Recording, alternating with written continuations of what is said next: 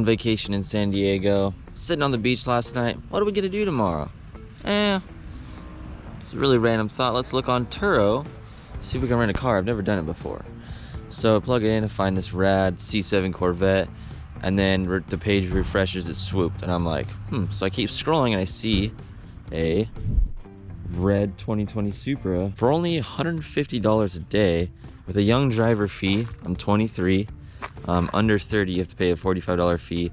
Another fee or two, then insurance. It came out to right over 200 bucks for the day. Picked it up at 8 a.m., taking it back at 10 p.m. The car's ours. We're just here to rip it and see what this super life is all about. Before we get driving, this car is a lot smaller in person than you would think. It reminds me of a little bit longer BRZ as far as size, and for someone like myself that's 6'1", you fit in it pretty good. I have enough headroom. I could wear a helmet if I wanted to. First impression, these things feel nice inside. They definitely have that Beamer touch everyone talks about. Shifter, we don't want to talk about that. Everyone knows how much this just screams BMW, but I'm all about, what does it really come down to? It feels nice inside. It's not too Beamer where I'm turned off, because I'm not really a Beamer guy. I haven't entered that realm yet. So I'm not turned off. I like it. I feel like every Toyota steering wheel has to be like plugged in the middle right here, or have something bulky, like all their trucks and SUVs and all that. First drive, I didn't even film it. I just wanted to enjoy it. This car's quick. It's not super duper fast, but it tracks really well, and I'm excited to hit the corners. And it makes sweet sounds for being stock, and the transmission is the best part of this car, in my opinion. Every car I've ever had since I was 18 has been manual, which is probably like 5 or 6 cars now, and I love this automatic transmission. This is the B58 motor, BMW. I believe it's tuned by Toyota though, as well as the transmission.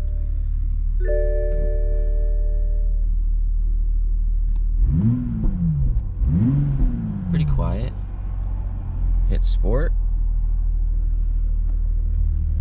You can hear it wake up just a little bit, especially in person. You have your traction control button, your sport button, and your automatic on and off when you come to stops. This is your dial to control all of that. This is our parking brake. The shifter, you have to hold this button to shift it between neutral, park, and reverse. You press this button, this little P right here, you press it in to go into park. You have your phone slot here. Other than that, this is just a basic car, super straightforward. It's got a heads-up display. I actually do not like it, surprisingly. It obviously doesn't show up well on camera. It gives me a slight headache. I just maybe not used to it, but it's only the miles per hour, so kind of useless. If the TAC was up there, it'd be cool, but we don't got to worry about that. It's right in front of us.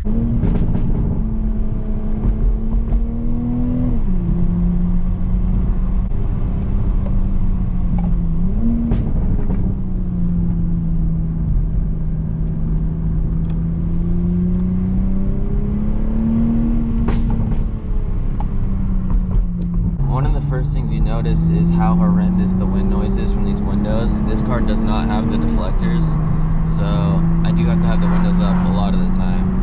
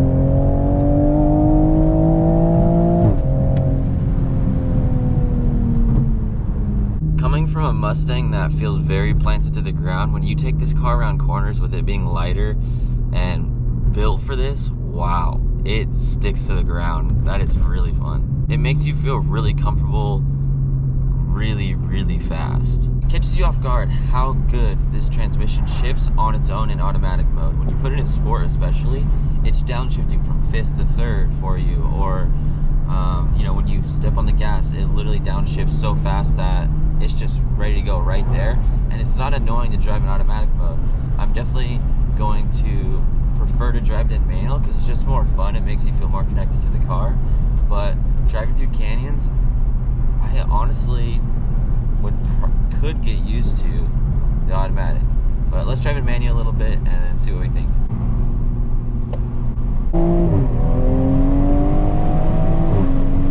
This car is literally impossible to drive with the windows down. I'm gonna leave them down a little longer to give you guys an idea of how drastic it is. It's such a bummer because I want to listen to the sound, but we definitely need those wind deflectors.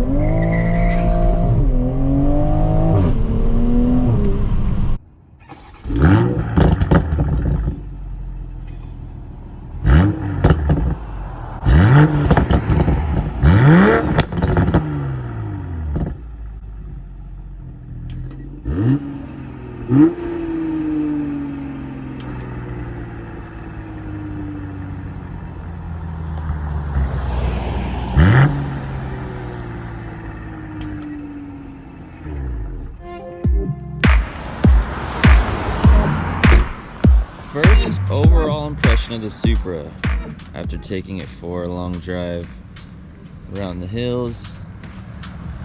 This car is a blast. Super predictable. I love how you can still slide it around corners if you want to.